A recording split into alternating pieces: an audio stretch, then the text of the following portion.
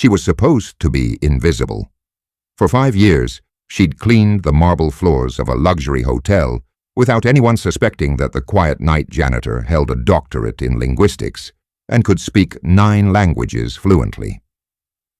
Her plan was perfect: hide in plain sight, stay unnoticed, and search for her missing sister from the shadows. But plans have a way of unraveling at the worst possible moments. It started on an otherwise ordinary evening. The hotel's lobby gleamed under soft amber lighting, the hum of fluorescent lights overhead blending with the distant murmur of late-night conversations from the bar. She moved with quiet efficiency, her movements practiced after half a decade of working the night shift. "Evening, Ms. Languages," a young bellboy called out with a smile. He'd given her that nickname after overhearing her mutter corrections to poorly translated signs around the hotel. "Good evening, Jorge," she replied gently, pulling her supply cart toward the elevators. "How's your English practice coming along?" "Better every day, thanks to you," he said, straightening his vest.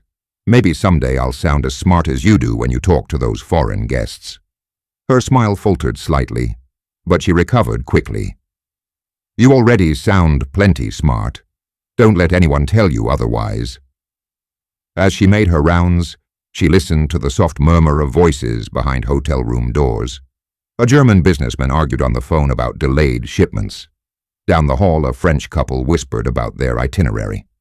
Near the elevator, 2 Japanese tourists struggled to communicate with room service about dietary restrictions. Without thinking, she approached them. "Excuse me," she said in perfect Japanese. "I couldn't help but notice you were having trouble. The kitchen can prepare vegetarian meals if you call extension 427 and ask for the dietary accommodation menu." The elderly woman looked surprised and grateful. "Arigato goasu. Your Japanese is excellent. Are you from Japan?" "No," she replied, "but I studied there briefly." Then, before they could ask more questions, she excused herself. She'd learned to keep these interactions short. 3 floors down, she noticed a small error on the multilingual evacuation sign near the stairwell. The Arabic translation was incorrect, a potentially dangerous mistake. She made a mental note to mention it to maintenance in the morning, though she'd have to be careful how she phrased her concern. Meanwhile, on the top floor, the hotel's CEO, Daniel Mercer, stepped out of the elevator with visible frustration etched across his face. His dinner meeting with a group of international investors had ended abruptly when their translator failed to show up, leaving both parties unable to properly communicate the finer details of their proposed partnership. At 38, Daniel had built the Mercer Hotel empire through attention to detail and personal relationships with global clients. Tonight's failure felt like a significant setback. He loosened his tie as he walked toward his private office, intending to review some contracts before heading home. The hallway was quiet except for the distant sound of a vacuum cleaner running somewhere below. Daniel valued the late-night solitude of his hotel. It gave him time to think without interruptions. As he passed the children's sitting area near the family suites, he heard a soft voice speaking what sounded like Dutch. Curious, he slowed his pace and peered around the corner. A little girl, maybe 8 years old, sat alone on one of the small couches, tears streaming down her face. Kneeling beside her was a woman in a janitor's uniform, speaking in gentle, fluent Dutch. "It's okay, sweetheart," the woman said. "I know you're scared because you can't find your parents, but the nice people at the front desk are helping look for them." The little girl looked up with wide eyes. "You speak Dutch, but you don't look like you're from Holland." The woman smiled warmly. "I speak your language. Actually, I speak 9 languages. Would you like me to teach you how to say help in English so you can ask for assistance if you need it again?" Daniel stepped closer, intrigued. He'd never seen any of his cleaning staff interact with guests in foreign languages, let alone with such natural fluency. 9 languages?" the child asked, her tears slowing. Dutch, English, French, German, Spanish, Japanese, Mandarin, Arabic, and Russian," My favorite is the one we're speaking now because it sounds like music." The child giggled for the first time since her parents had left for the hotel spa, not realizing she couldn't go with them. Daniel watched as the woman patiently taught the girl a few English phrases, then helped her use the house phone to call the front desk in English. Within minutes, the girl's parents arrived, apologizing profusely in Dutch for the confusion. The woman translated their concerns to the front desk staff, ensuring they understood the family's needs going forward.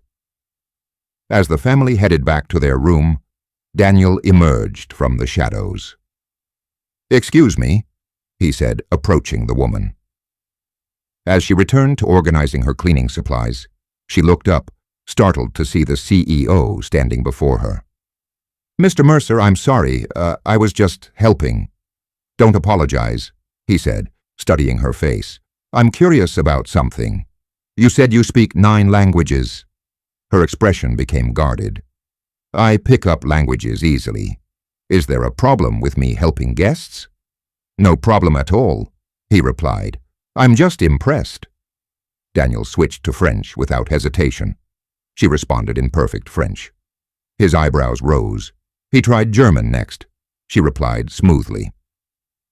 Switching to Mandarin, he continued his test. She answered, then added with a slight smile, "Though your Mandarin pronunciation could use a little work on the tones." Daniel stood there momentarily speechless. In 30 years of international business, he'd rarely encountered someone with such natural linguistic ability, let alone someone working as a janitor in his hotel. Where did you learn all these languages?" Her demeanor shifted, becoming more closed off. "I've always been good with languages. I should get back to work now." "Wait," he said, but she was already moving toward the elevator with her cart. "I'm fine with my current position, thank you," she said firmly, stepping into the elevator. The doors closed before Daniel could respond further. He stood alone in the hallway, replaying the conversation in his mind. There was something about her manner of speaking, her vocabulary, the subtle confidence in her linguistic corrections that suggested formal education.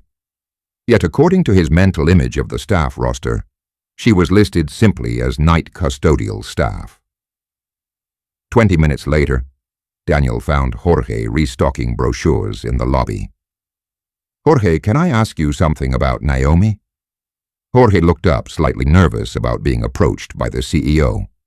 "Naomi. She's great, Mr. Mercer. Really helpful with the guests. Always professional." "How long have you known her?" "About 3 years, since I started working here. She helped me with my English when I was struggling to communicate with guests. She's incredibly smart."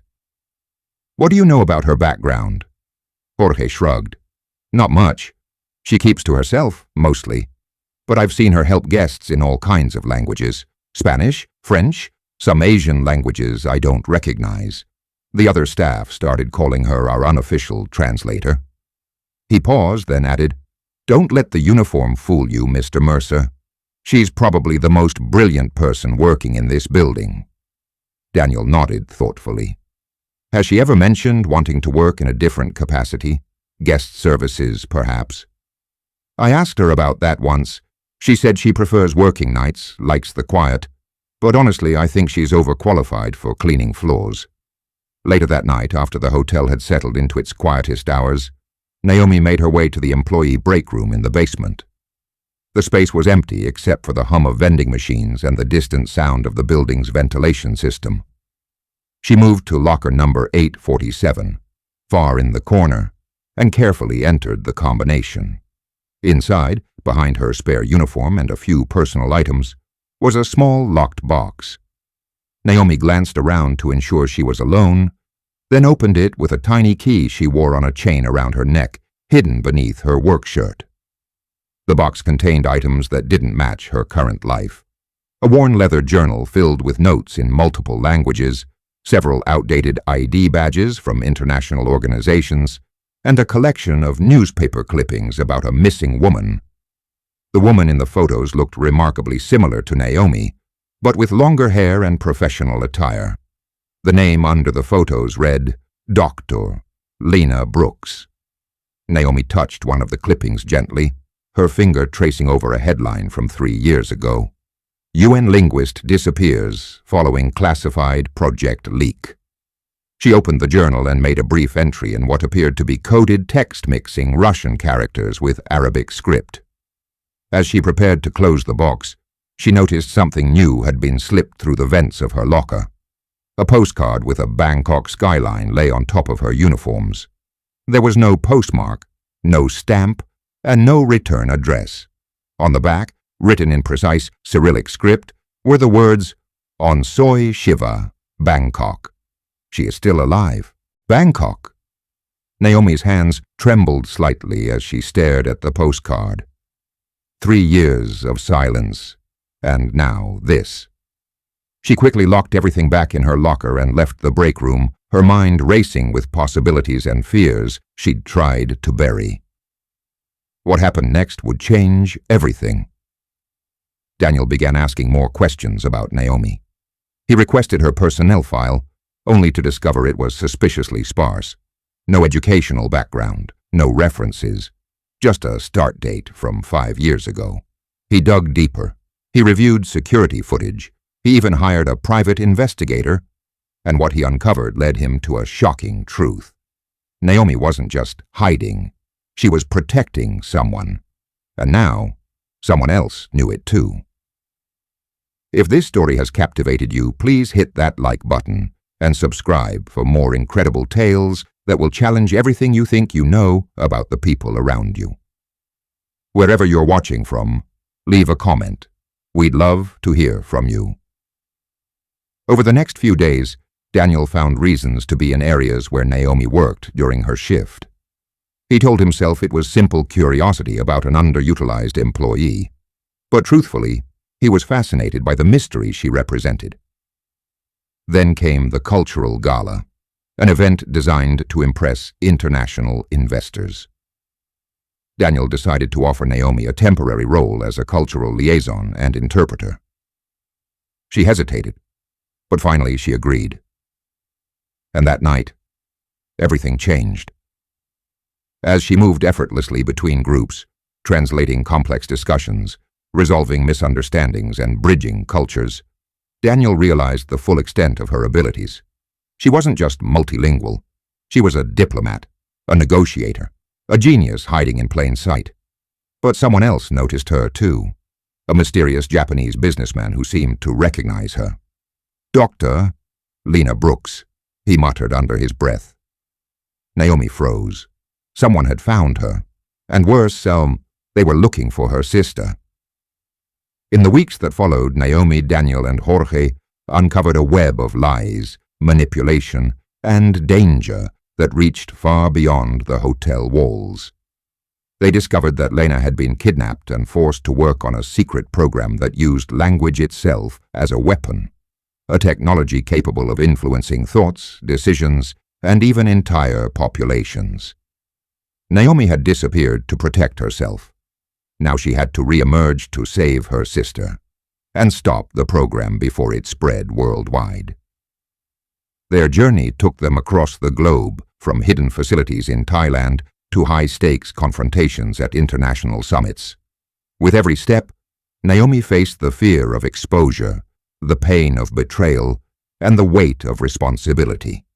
But she also found strength in her sister, in her unlikely allies, and in the very skills she had once hidden. In the end, it wasn't just about saving Lena, it was about exposing the truth, protecting freedom, and proving that sometimes the most powerful voices come from the least expected places. Moral lesson. Sometimes the greatest strength isn't in what you show the world, but in what you choose to reveal when it matters most.